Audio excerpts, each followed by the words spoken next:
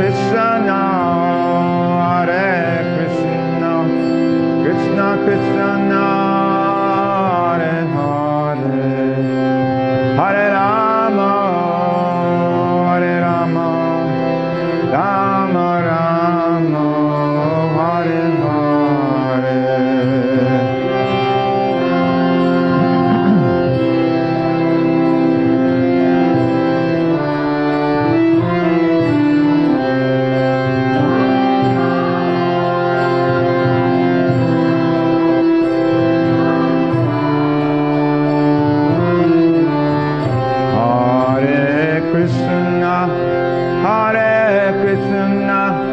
Krishna Krishna, Hare Hare, Hare Rama, Hare Rama, Rama Rama, Hare Hare, Hare.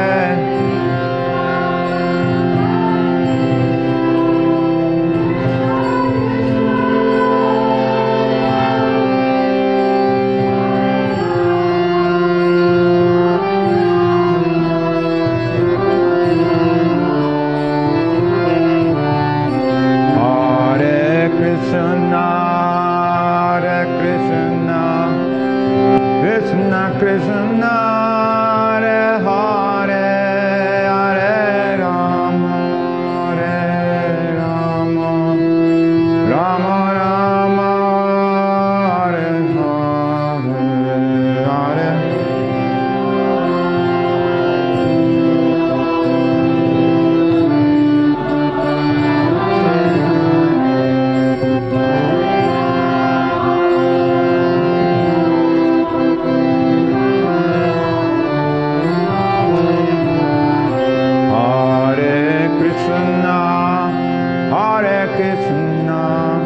Krishna Krishna, Hare Hare, Hare Rama, Hare Rama, Rama Rama, Hare Hare, Hare.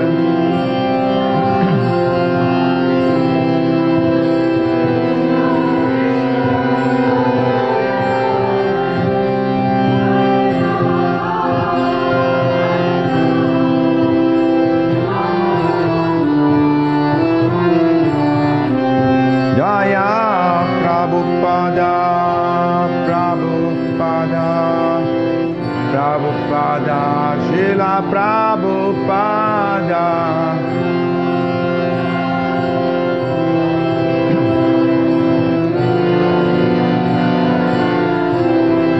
Jai Jai Prabhupada, Prabhupada, Prabhupada, Jaya Prabhupada, Prabhupada.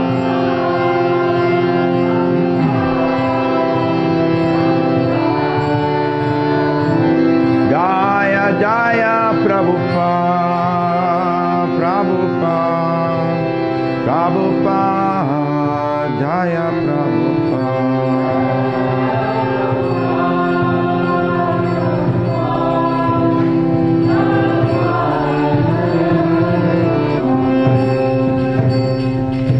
Srila Prabhupada ki, Ananta Koti Vaishnava Vrinda ki, Gaura Premanande Hari Hari Go.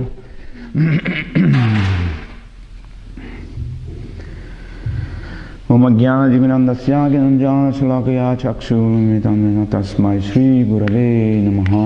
Namo Vishnupradaya Krishna Prashtaya Bhutale Srimate Bhakti Vedanta Swami Iti Namine. Namaste Saraswati Deve Gauravani Pracharine Nirvishesha Shunyavadi Pastatade Satarine Vancha Kalpakarubhescha Kripasindobhyo Cha Patitanam Pavanebhyo Vaishnavebhyo Namo Namaha. Jai Shri Krishna Chaitanya Prabhu Nityananda Shri Advaita Gadadhara Shri Vasadi Shri Gaur Bhakta Vrinda. Hare Krishna, Krishna Krishna, Hare Hare, Hare Rama, Rama Rama, Hare Hare. So beautiful the deity tonight, beautiful color, dress. So thank you very much for coming tonight, and They told me that I should speak something, so I was thinking to speak something about South India, because I am married with a South Indian, and so I learned many things. I was for 6 years temple president of Chennai Temple, so I had a great opportunity of visiting many Divyadesham, Tirtham, or holy place in South India, and connected with Sri Ramanujacharya, Madhavacharya, and Vishnu Swami, and we went to visit many holy places. So I don't know if any of you has ever been to Srirangam Temple. Yeah, all of you have been there, so I understand. So wonderful. It's a beautiful temple which is very similar looking to Angkor Wat. Who knows Angkor Wat? In Cambodia there's a temple which Maharaj showed the other day in the slideshow. It looks like the universe and the Mount Meru in the middle. So this is a very famous temple with the highest Gopuram. Gopuram means gate. In the entrance main gate there is the tallest 252 feet tall gate which you have to go underneath, and there is all beautiful statue of demigods and devotees. So very beautiful temple.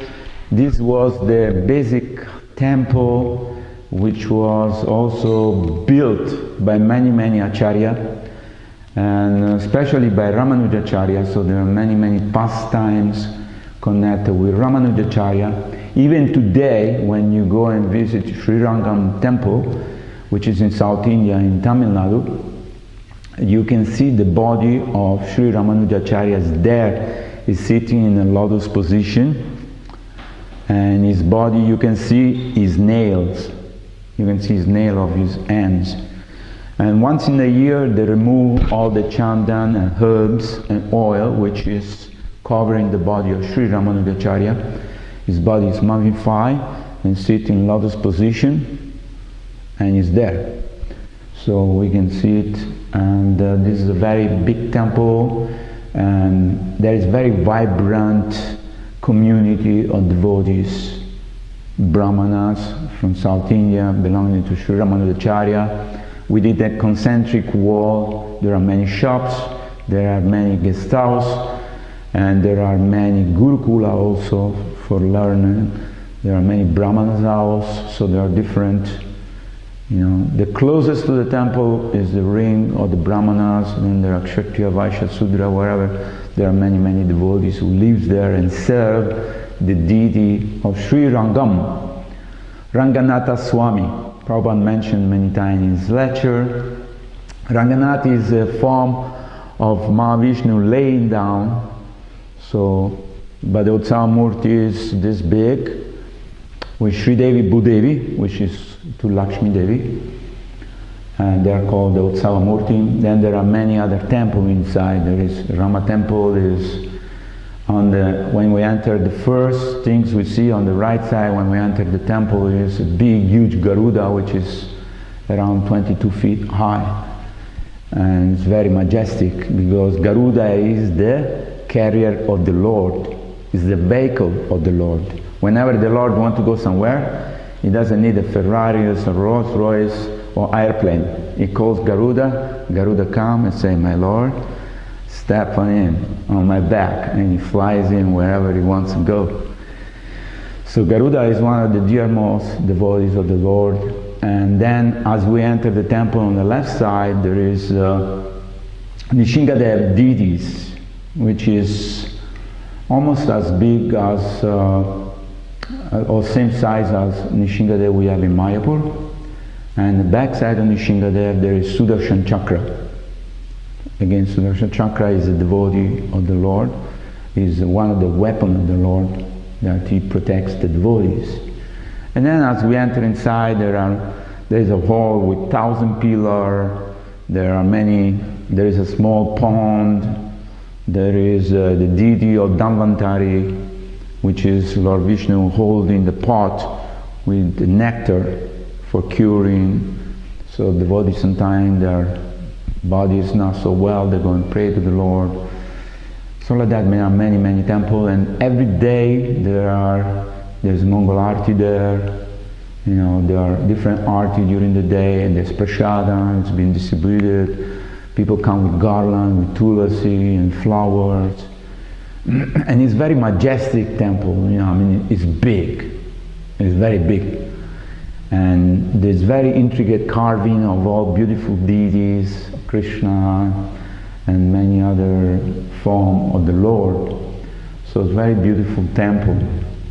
So Ramanujacharya was instrumental also in building this temple. And so many people contributed. There are many stories related to Sri Ramanujacharya. One of the stories that many devotees who were at the time his contemporaries, disciples, they felt like, you know, people, they're not, how are we going to finish this temple? People, they're not giving money. What are we supposed to do, you know? So they thought of daytime serving the deity, serving the devotee, but nighttime becoming thieves, dacoit. It says that for the Lord we can do anything. Of course, these people went to a little bit extreme, but for the cause of building Lord Vishnu's temple, devotees are ready to do anything for the Lord. So in this particular pastimes, some of these devotees, they become thieves. It's very strange but Ramanujacharya kind of give blessing to them and say, okay, whatever it takes, you know, we need to build this temple, we need to do it. So what happened is that in the daytime they are doing puja and they're doing worshiping the deity, they were doing different services. In the night they would dress up with a black dhoti and a black chadar and a black turban, masquerading themselves, you know, and then they will go in the night. When usually people get married, they transfer themselves from one village to another village with a bullock cart, and they carry all these valuable things which are to be gifted to the bride and groom.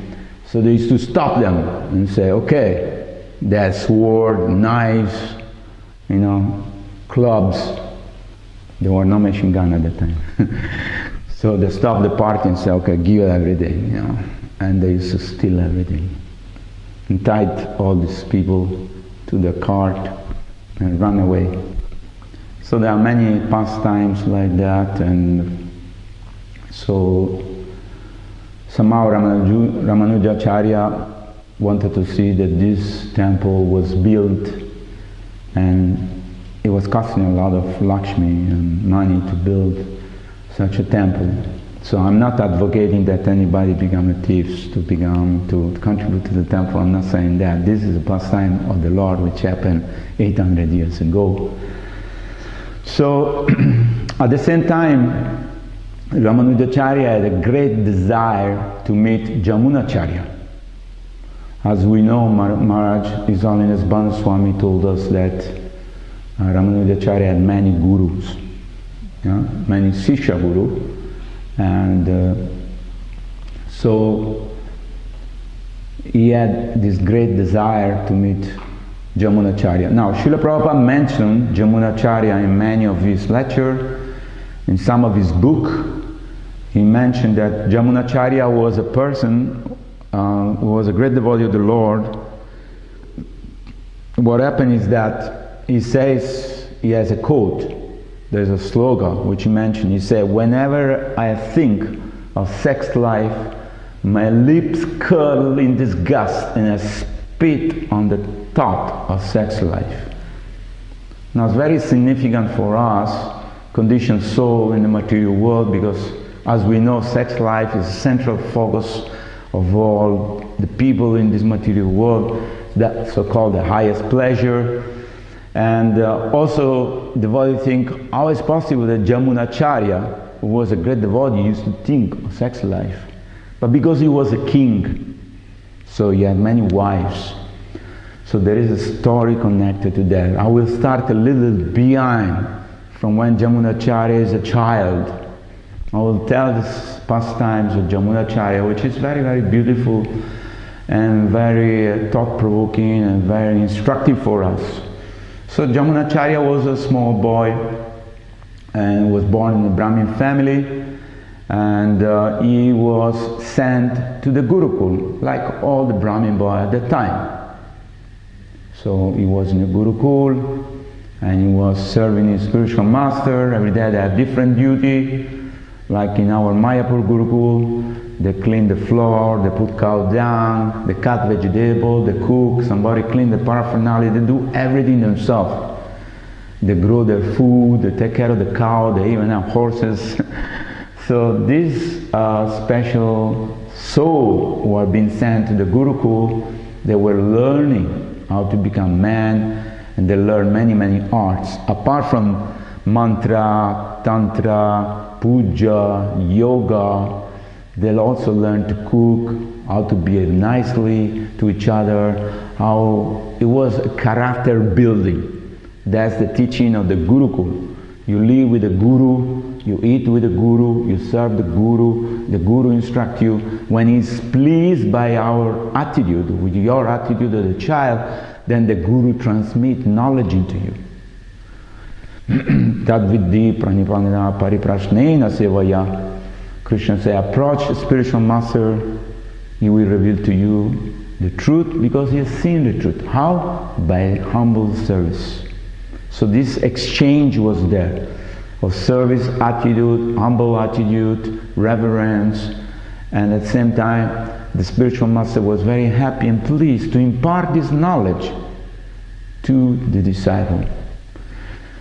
So what happened is that one day his Guru Maharaj had to go for Tirtha Yatra. He was going to Gangotri with another group of Brahmanas, so he instructed all the disciples, which were small kids. They were about 7-8 years old. Until the 15-16 years, there were different grade of pupils or children. So each one had a duty, everybody knows what to do, and they're doing their own things every day.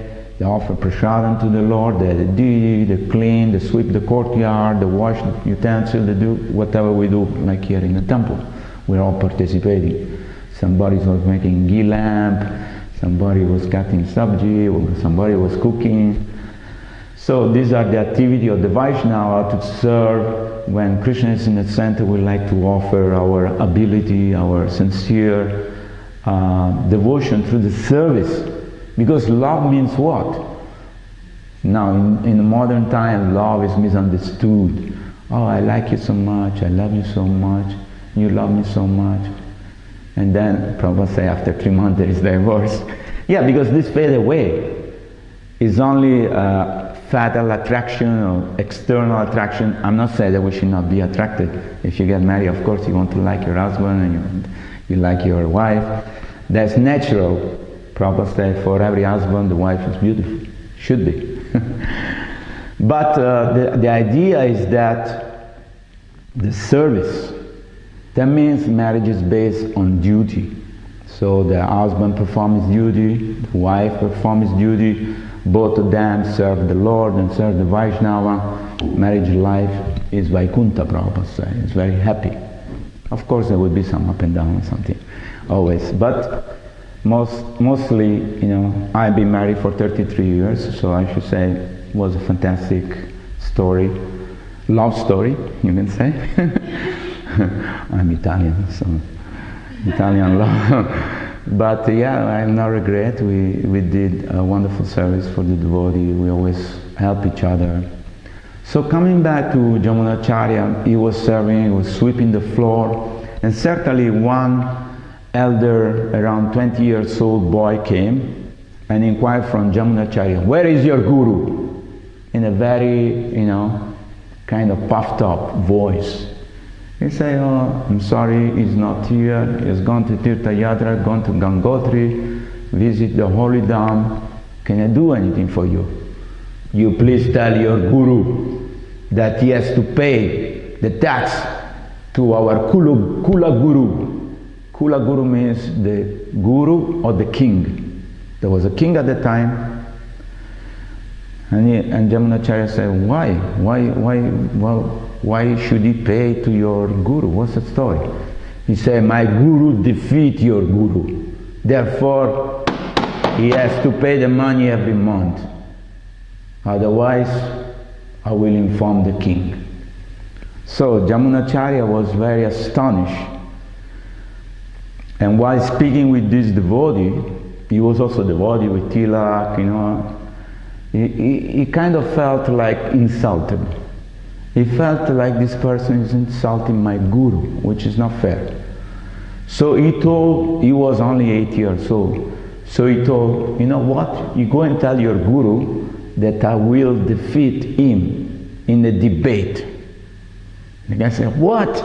Your guru was defeated by my guru.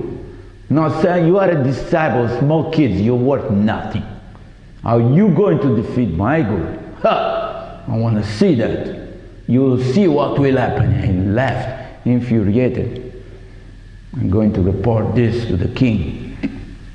So then, what happened, is that this so-called devotee, he went to his guru, but what happened that day the guru is sitting in a court with the king and the queen and the minister. The guru is sitting there, So he was very arrogant. And also Yamunacharya say, if there is a guru who cannot teach his disciple to be humble, he is a fake guru. Wow, the guy became even more infuriated. So he's telling you are not bona fide. So when this disciple went in front of the king and the queen, he stopped the whole thing. He said, I have to tell something very important. And the king said, what is that so important? And his guru said, well, what you have to say? He said, this small kid, he is challenging you to a debate. And he said, he will defeat you. So the guru's king, Kula Guru, laughed. He is going to defeat me? He's a small kid. What he can do? I already defeated his guru. What is he going to defeat me? And he was laughing like anything.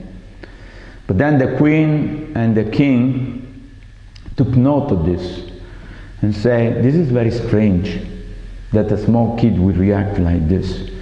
He said, nevertheless, I will send my chief minister to find out. Not only that, you please inform the king and the queen they should send the palanquin, they should send the horses, they should send the elephant, the festoon and the band. When I'm coming there, I should come with a great, and I want the king to invite the whole Pandit, and I want to invite all the kingdom to witness this. He said again, the chief minister, are you sure? Are you knowledgeable about Shastra? He said, no problem. He asked 2 or 3 times, so he was confident. So then the chief minister with the army went back, he spoke to the king. He told, look, this kid seems to be real, he's not joking, was not angry, he received us very nicely, they're very well behaved, the ashram is beautiful, the guru is not there, but fix the date and let's... At that time there was no entertainment. This was the entertainment of the time, 800 years ago. They will have a debate on Shastra and everybody will listen. So this was a fantastic occasion of entertainment.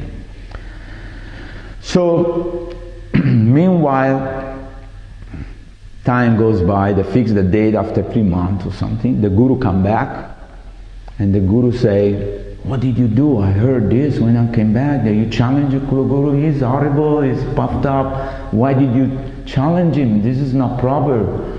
He said, no, Guru Maharaj, in my heart I felt that this person is not proper for the king. Because how can the king have a puffed up Brahmana who is advising him, who is ill-motivated, who is not humble, who trains his disciple to be puffed up? This is not proper. He touched his feet, he said, please give me your blessing that I will defeat him. So the Guru said, Tatastu, okay, you're blessed, go and defeat him. So meanwhile, in the kingdom, the wife, the queen, is speaking to the king. She's telling, look, I feel something in my heart. I feel like this small kid is going to defeat your guru. And the king laughed. This guy, I'm like, what are you saying? My guru already defeat all the other guru. How is it possible? And she said, look, I'm telling you, I'm feeling very strongly in my heart. This is going to happen. You be prepared. So then what happened? They were arguing. Then the queen said, okay, look, I'm making a statement to you. I'm making a bet. If your guru defeat this child, I will become for 6 months the maidservant of your guru. Now this is my bet. Now you tell what you want to say. At that point the king laughed and said, okay, if this child defeat my guru, I will give him half of my kingdom, half of my army, half of my horses, half of everything I have. The queen said, whatever you say. And they went to sleep.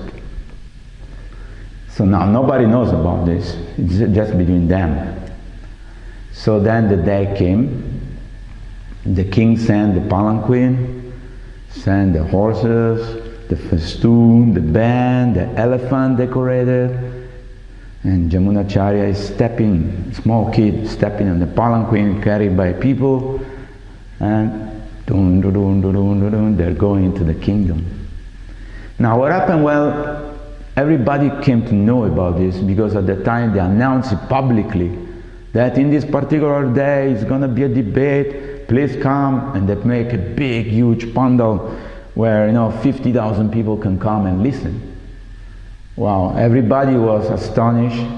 At the same time, all the brahmanas and the brahmanas' wife, when they saw this child who was very effulgent, they give blessing to him because nobody really liked this Kula Guru. He was always harsh with everybody. So they give blessing to him, please, please, be victorious, be victorious, be victorious. So he went very, very humble, he stepped on and said, okay, let's go.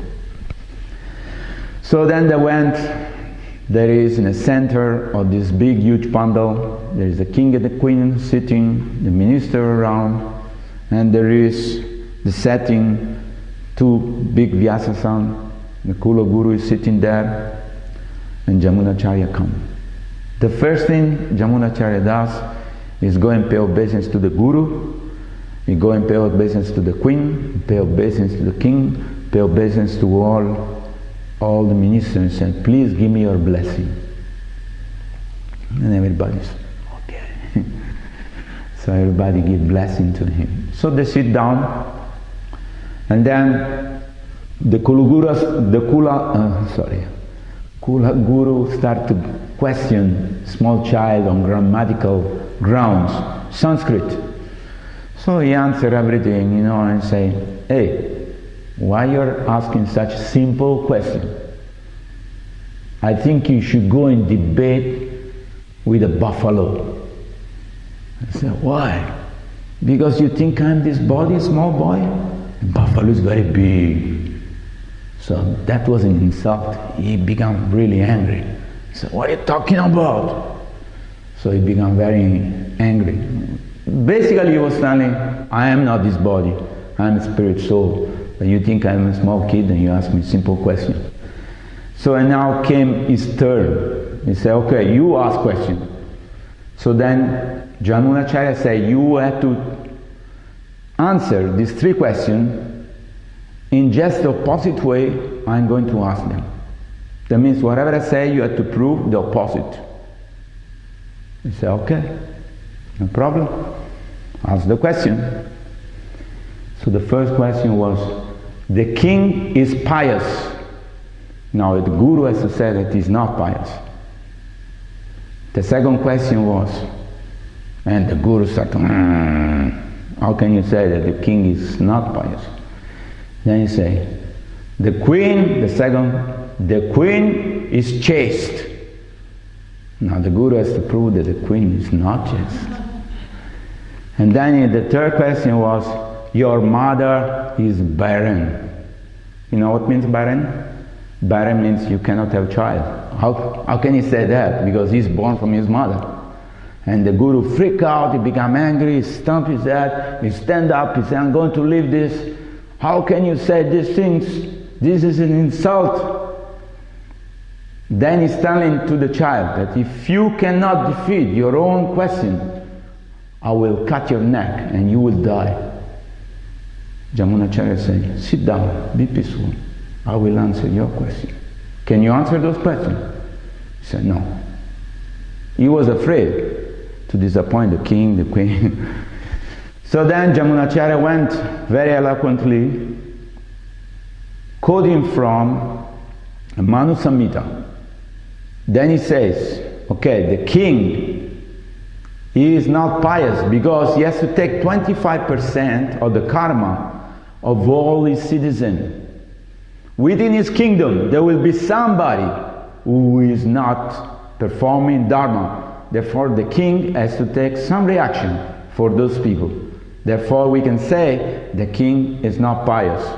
When he said that, everybody, they were in ecstasy, and the king was laughing, and the queen was smiling, And then you say, and the guru was like, what? He didn't know that. Then he said, the queen, she is not married only to the king, she is married to 33 crores demigods. Why? Because the king is the representative of Krishna, of God, and is representative of all the demigods. Therefore we can say, the queen is not chaste. He doesn't have only one husband. Because the king is representing the Lord and all the demigods. And everybody went berserk. Oh. Everybody was clapping, rolling on the floor, laughing, jumping, dancing. And that guru began smaller and smaller and smaller and smaller.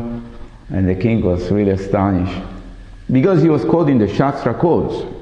This debate is based on Shastra, it's not just speculation. And then he said, according to the Manu Samhita, a woman who is married, who has only one child, she is considered barren. Because usually a woman should have more than one child. A woman who has only one child is considered barren. And at that point, everybody went completely crazy. They were like destroying the pandal because they were jumping and dancing like crazy, and they were so happy. Now the Kula Guru has been defeated. And the queen called the small boy, said, come here. And make him sit on her own lap, and he blessed him. And he said, Alavander, Alavander. Alavander means wonderful, wonderful. Now what happened is that the king stands up and he says, okay, my dear child, my guru told you that if he defeats you, you will be killed. Now you have the right to say what you want to do with this guru. Yamunacharya was very merciful. He didn't want to take his life. It was not right. He said, you know what? Put him for 6 months washing the pot in your kitchen. Let him become humble. And everybody went crazy, like, ah. So the guru was defeated, and Yamunacharya won. But now the king, his promise to the queen, only she knows. Now he is looking at the queen and he's telling yes. So the king stands up and makes an announcement. This child from today, he will become a king, because half of my kingdom, half of my horses, half of my army, half of my wealth, half of everything I have, land, will go to him. And everybody clapped, and everybody was in ecstasy. And then, practically speaking, in one day, he became a king. Even though he was a kid, he was anointed as a king in that area. Half of the kingdom of Tamil Nadu was belonging to him. Now what happened is that this kid, Yamunacharya, was very smart. And even though he was a small child, he was very brave, and he was very intelligent, and he was ruling his kingdom very, very nicely, according to Dharma. So everybody was very happy. Now what happened, time passed by, and he grew up, and then he got married, he had many queens, he had many children.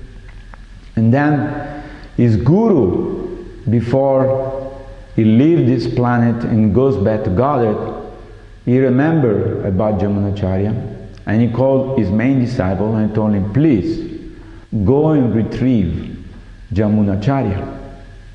He's my disciple. He's now a king. You had to go there and bring him back to spiritual life.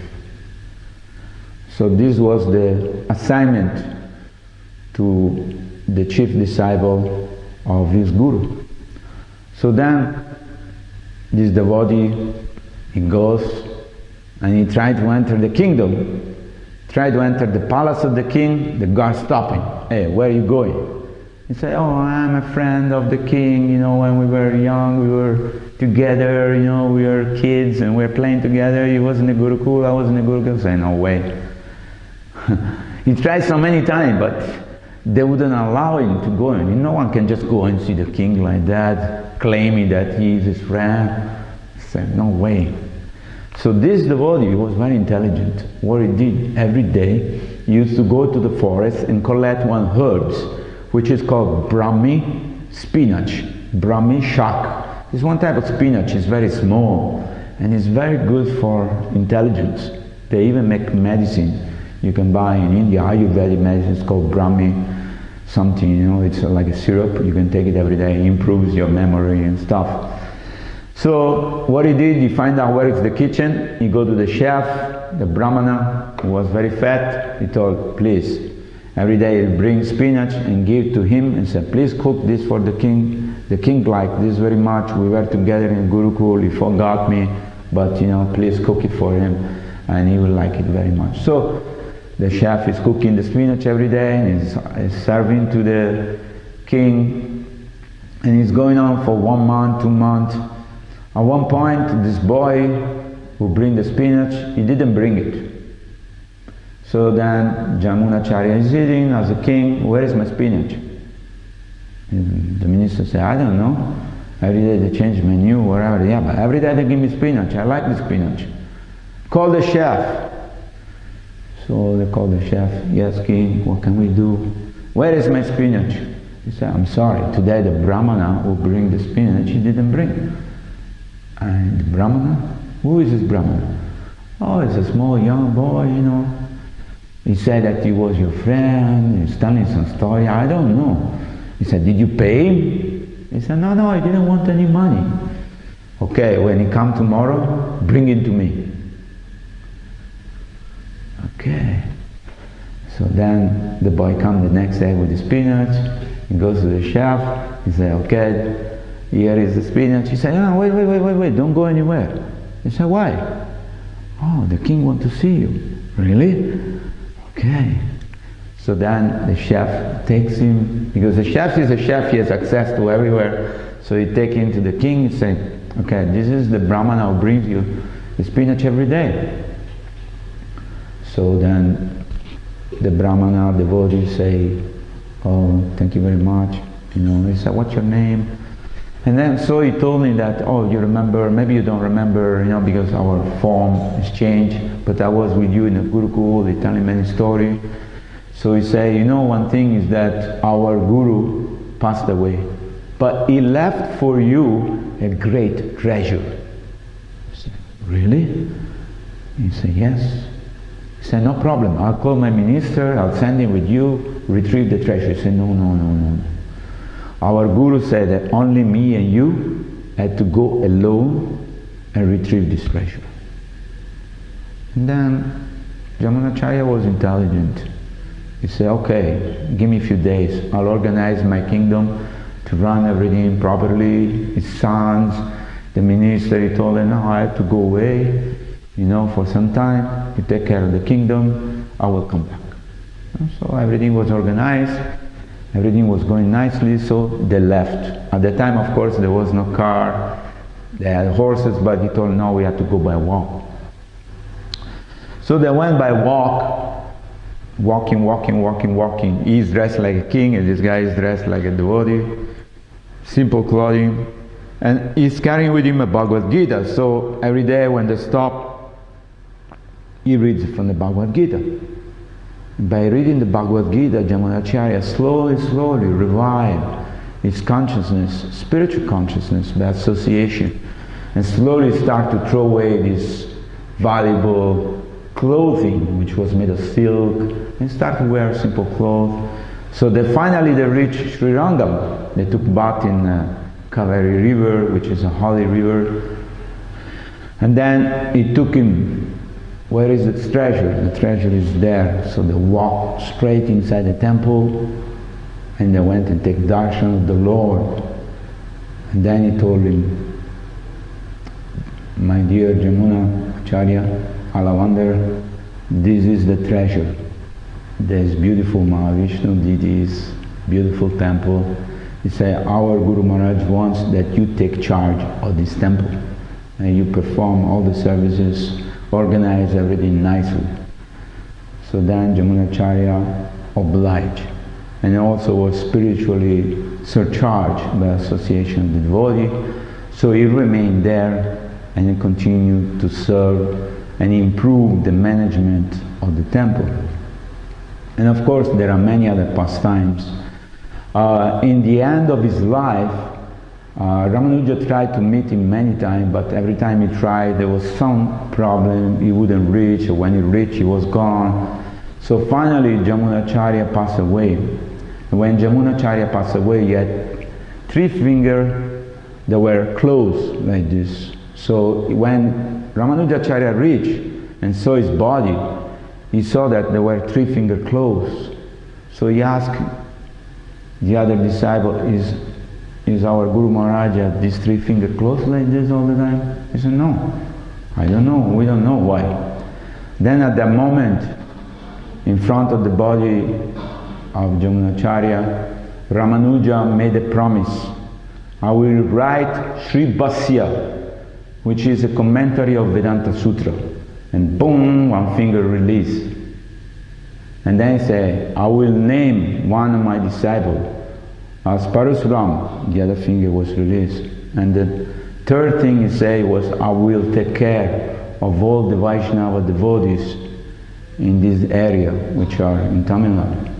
And the other finger was released. This means this was the desire of Yamunacharya, which he wanted to communicate to Ramanujacharya.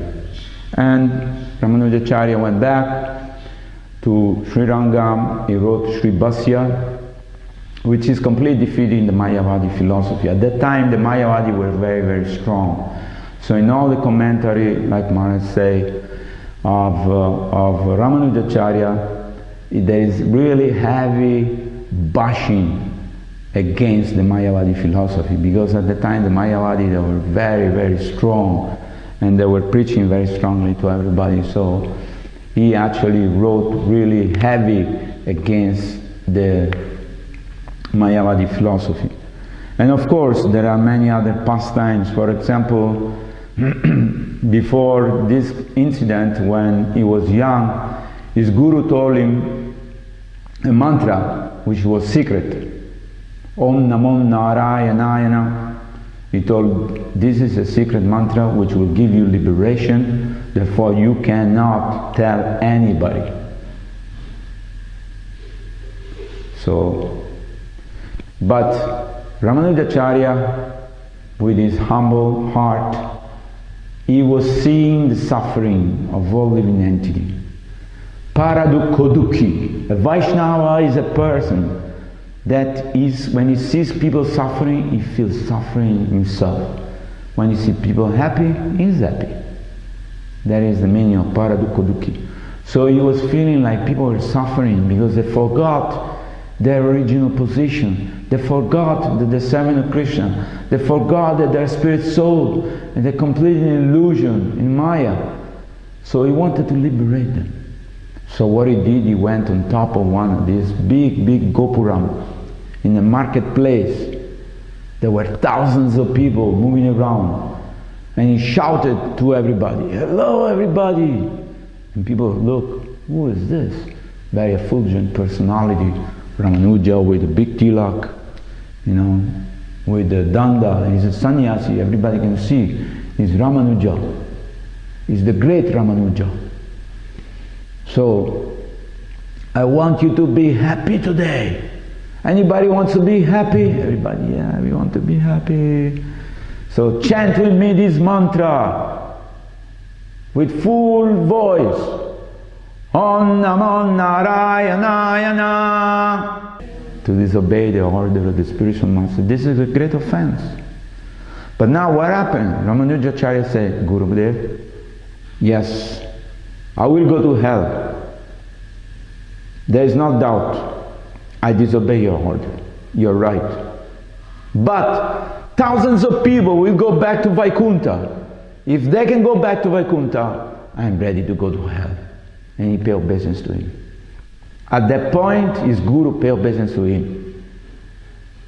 He said, you are my guru. From today, Ramanuja, you are my guru.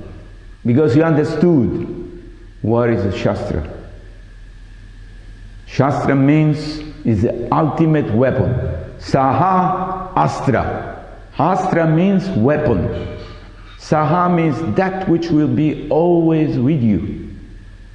The undefeatable weapon. That means what happened to Prahlad Maharaj when he was trying to be killed by his own father and the demons. He simply remembered Krishna. By his remembrance, Krishna came and saved him. Is it not? Is it not? So this is the ultimate weapon. Maybe people can injure our body, but we can close our eyes, remember the lotus feet of Gaura of Sri Krishna Balaram, Sri Radha Krishna, Radha and Giridhari. So we can always, in every situation, remember the lotus feet of the Lord. This is the ultimate weapon. So I say, you have understood the meaning of the Shastra. Therefore, from today, I am your disciple. So Ramanuja went on traveling many times in India and defeat many Mayavadi. He was very strong. And he was like a lion. So he established the philosophy of Vaishnavism, and he created many disciples. And still today, we can go and see that place, Srirangam Temple, is vibrant with worship. It's not like Angkor Wat is become a museum. People, tourists going to see there's nothing happening there, there's no puja, there is nothing. But in Srirangam, there is puja every day, there's prasadam being offered, there's a temple, there's preaching, there is so many rituals going on for many years. Still from the time of Ramanujacharya, today we can go and see this vibrant temple, which is very beautiful. And so likewise there are many temples in South India. There is Venkateshwara Balaji Temple, which is equally very famous, very big. There is Udupi, Krishna, Guruvayur, where there is elephant procession every night with the chanting of Maha Mantra going around the temple. So in South India, the culture is still very alive, because the influence of the Muslim, the influence of the British was not so strong. So this is today many temples in South India, many great devotees. In a Srimad Bhagavatam it's mentioned that many great devotees will be born in South India.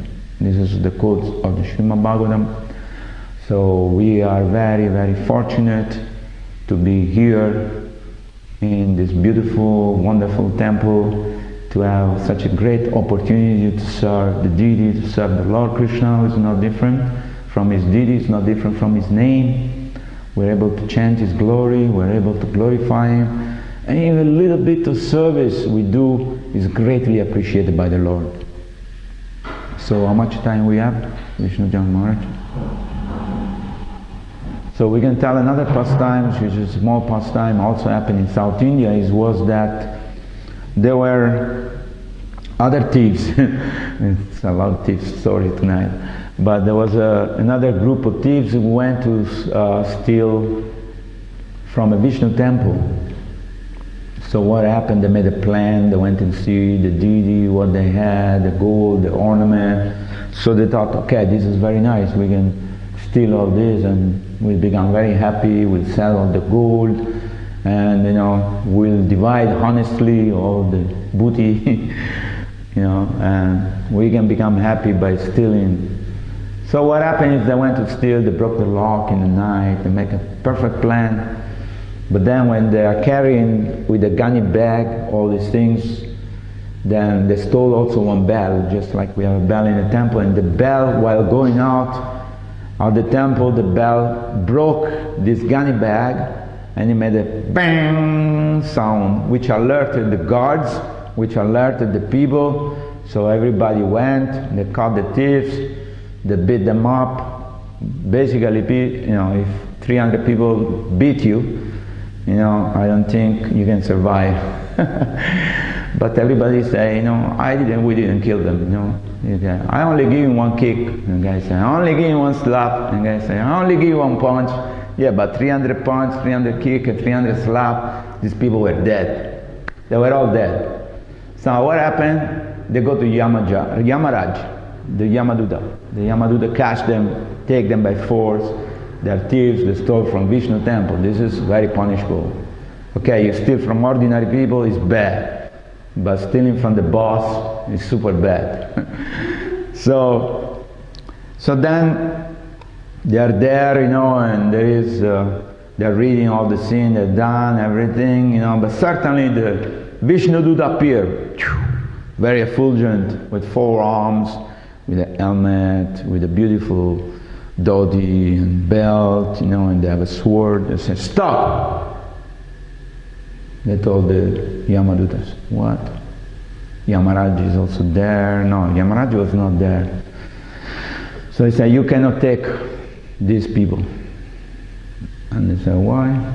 These guys are sinful, they stole from the temple, they stole so many things, in their life they did so many sins, they were not very interested in worshipping, they were not believers in God. So then the Vishnu Duta saying, no, but these people, before entering the temple to steal all the ornament of the deity, they went through the rice field with their feet, and some mud was in their feet remaining. So when they entered the temple, there was some crack in the marble of the temple, and with their feet they were unknowingly covering this crack, Therefore, they have repaired the temple of Vishnu.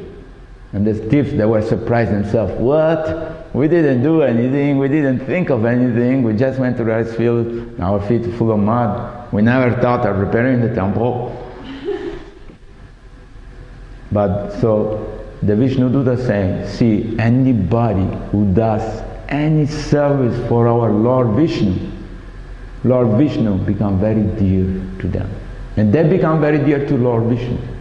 So any small amount of service, knowingly or unknowingly, the Lord become very pleased. So because they have repaired the temple of Vishnu, they can go to Vaikuntha. And the Yamaduta, they were surprised themselves. Said, okay, whatever you say, you are the all effulgent, powerful representative of Vishnu. So they stepped on the airplane and they took them back to Vaikuntha.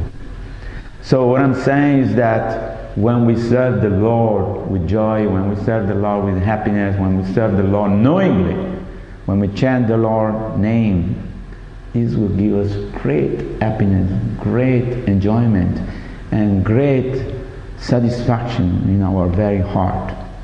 And we become very dear to the Lord. So much so that it says in the Shastra that the Lord in the form of Paramatma comes out, and Lord Krishna himself personally comes in the heart of the devotee to protect the devotee. Now this is something you can feel in your heart, that Krishna is protecting us. Krishna is giving us knowledge. Krishna is giving us realization, because Krishna is taking personal interest of us. As much as we take personal interest in serving the Lord, whether we are putting flour or we're putting water to the plant, we are painting the floor, we're cooking, we're offering to the deity, whatever we do in connection to Krishna, The Lord Krishna explained in Bhagavad Gita, Susukam kartum abhyayam. This devotional service is very joyfully performed. You become so jolly, so happy, that when people see you think, okay, I want to be happy like you. What do you do to be so happy? Oh, we are just chanting Hare Krishna. You want to try? We are just taking some prasadam, we are chanting, we are dancing, we are serving the Lord. So everybody has an opportunity to come here in this beautiful place, New Govardhana farm, and take association devotee, take darshan of the Lord, take some prasadam, and everybody will get unlimited benefits. So that's what the desire of the previous Acharya. Acharya is one who preached by his own example.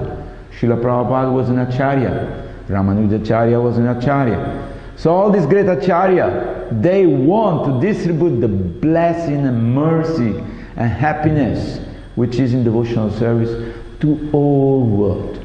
Because they know only devotional service will make people really happy. It's not that, oh, you get $1 million today, you're happy. Maybe you get $1 million, you do stupid things, you buy a helicopter, a Ferrari car, I don't know. Or the latest motorcycle. Whatever, I don't know. But I'm just saying, money is not a matter. Because the happiness in your heart, when you chant Hare Krishna, no one can take it away. Money, beauty, fame, all these things can go away. In fact, when we leave this body, all these things disappear. They don't belong to us anymore. We leave everything behind. So, devotional service, the chanting of the holy name, that is the great treasure we have found in serving the devotee, serving the Acharya, serving the temple, being association of the devotee. So this will give us eternal happiness. So I'd like to thank you very much for listening very patiently and very sincerely and very honestly. If you have any comment, any question, if I'm not able to answer, Vishnu Jan Maharaj is here, I'm sure he can help us. And many other devotees are there. Hare Krishna, Krishna Krishna, Hare Hare, Hare Rama, Rama Rama, Hare Hare. Yes, Mataji. You mentioned that only devotional service can make us happy. Yes. Sometimes we see that devotees are doing devotional service, but they move away from Krishna consciousness. And you can see that it's miserable, and they put that case they say, so how people in that situation? I think Maharaj answered already this question. The only thing which can take us away from happiness in devotional service is offenses against Vaishnava, or offenses against the Holy Dharma, offenses against Krishna. Krishna not so much, because Krishna can tolerate any offense. But when we offend the Vaishnava, then Krishna becomes very upset. And even though the Vaishnava, they don't accept any offense, we must be very careful in dealing with Vaishnava, because Vaishnava are very dear to the Lord. So we must be super careful to always have a proper attitude in performing devotional service. I've seen myself in my spiritual life, I have some experience of many years that whenever I went up and down was because I committed some offense against the Vaishnavas, knowingly or unknowingly. So we must be super careful of these destroyers of the plant of bhakti. The mad elephant offense is, if you bring an elephant here, we plant so many beautiful trees, a nice garden, we are growing nice vegetable, but the elephant will go and stamp on everything and destroy everything. So that's what can happen, is that we become offensive due to our stupidity, or due to our negligence, or due to our being puffed up thinking that we know better, or due to be arrogant or angry for whatever reason. We know in the past times in Vrindavan, where Rupa Goswami was meditating on the pastime of the Lord, and then he was laughing. And there was one devotee who had some body problem. He was walking in a funny way. He had some problem in his leg and his back. So this devotee, when he walked in front of him and he saw him laughing, he took an offense, thinking that, oh, he's laughing at me because I'm walking like that. And immediately, Rupa or Sanatana Goswami, I don't remember exactly, I think it was Rupa Goswami, he didn't feel happiness in his heart anymore. He couldn't meditate on the pastime of the Lord anymore. So he went and consulted his brother and said, look, something happened. I don't know. Certainly I don't feel any happiness in chanting. I cannot meditate on the pastimes of Radha Krishna. Something happened. What shall I do? Then his brother says, certainly you have made an aparadha against somebody. And he said, look, I don't remember. I did not offend anybody. I did not purposely offend anybody. And then his brother said, okay, maybe unknowingly you have offended somebody. So, okay, but how to know? Because there's so many hundreds of devotees, Vaishnava in Vrindavan. And then he's suggesting what, you make one big feast. Call everybody, all the Vaishnavas. That Vaishnava does not come, you have offended him. So he did that. He organized a big feast. He made an announcement, everybody knew. Then they came for a feast, and he went looking around, and then they saw this devotee is not there. So he went there, and he apologized. He paid obeisance to him, he took dust from his feet, he said, please forgive me if I have offended you, knowingly or unknowingly. And that devotee said, yeah, I remember. You were laughing at me. And he explained, he said, no, I didn't even see you. I had closed eyes and meditated on something. Nevertheless, please forgive me. So he took the dust from his lotus feet, everything went back to normal. So in dealing with the Vaishnava, one should be super careful always not to offend anybody, knowingly or non-knowingly. I know because I always joke with everybody. I hope my joke did not offend anybody, because I'm joking. Also, my accent is different from Australian, sometimes I don't understand. But I hope I'm not offending anybody, and we're trying always to serve the Vaishnava also. But we must be super careful, because that's the only way which can immediately take us out of devotional service. And Srila Prabhupada said, wherever you left, materially speaking, let's say I was a hippie, if I leave devotional service, I become a hippie again. Now after 50 years, just imagine become a hippie again, Or wherever you were materially, you will reconnect again to the material system which you were when you joined. So everything can go back to zero.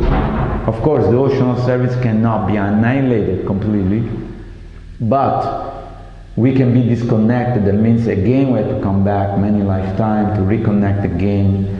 And knows what will happen. This Kali Yuga is Dukkalayama Saswatam.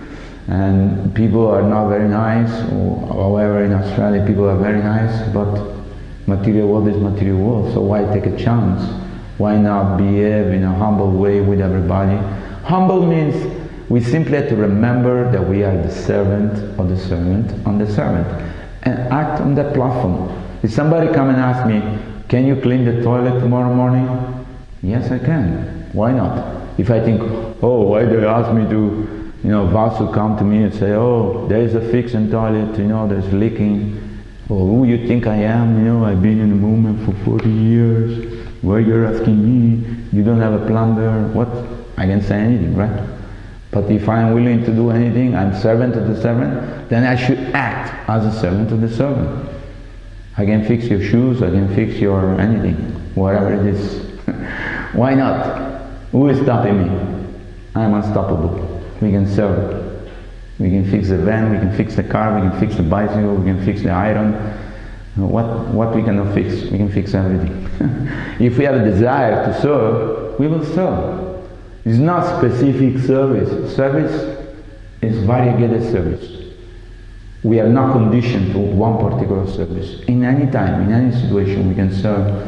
And the only thing which can stop us is our obstinacy. We think we are something else than servants. I can think, oh, I'm the temple president, I'm the regional secretary, I am the GBC, I am the guru. Yes, we are all this, but we have to know this is all temporary, because eternally we are what?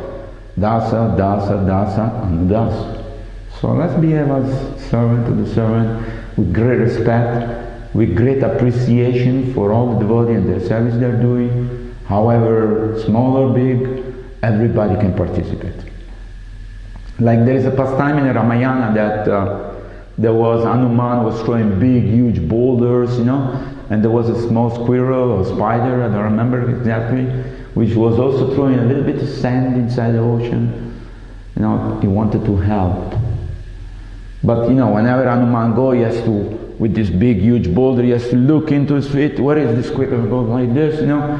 He called the squirrel saying, why don't you get lost, will you? What are you doing? You're throwing some sand inside the ocean. What the small sand will do? We are throwing big boulders. We want to finish this bridge. Get lost. Every time we're scared, we squeeze you, we make your pizza flat on the floor. At that time, Rama came and said, Hanumanji, please, don't behave like this. This small squirrel, according to his capacity, is serving me. He's pleasing me. You think you're throwing big boulder because you're big. Okay, fine, I appreciate that. But don't dismiss the service he's doing. With the same love, he's doing the service. Your service and his service is not different from me. So Hanuman, pay obeisance. Okay. So everybody is doing according to his capacity, everybody is doing according to his mentality, everybody is doing according to whatever position they are. But everybody's, we can appreciate. We can feel so blessed that so many people come here and participate in these wonderful pastimes of Shri Gaura, nice kirtan, nice service opportunity, beautiful place. So we can always remain in that mood of servant, and we can always remain happy. In fact, our happiness can increase unlimitedly.